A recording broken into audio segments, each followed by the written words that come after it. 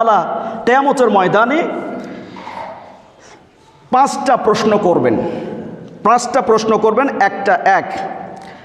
আল্লাহ তাআলা বলবেন আল্লাহ তাআলা বলবেন যে আমি তোমাকে যে একটা জীবন দিয়েছিলাম, এই জীবনটা তুমি কোন খাতে ব্যয় করেছো, কোন রাস্তায় ব্যয় করেছো, এই কথা বলা হবে। দ্বিতীয় নম্বর বলা হবে যৌবনকালটা কোন কাজে ব্যয় করেছো। তৃতীয় নম্বর যে সম্পদ কিভাবে অর্জন করেছো, এবং 4 নম্বর হচ্ছে অর্জিত এই যে সম্পদ, এই সম্পদ তুমি কোথায় ব্যয় করেছো। 5 নম্বর ইসলাম অনুযায়ী আমল করেছো কি না। এই 5টা প্রশ্ন করবেন আল্লাহ তাআলা কিয়ামতের ময়দানে।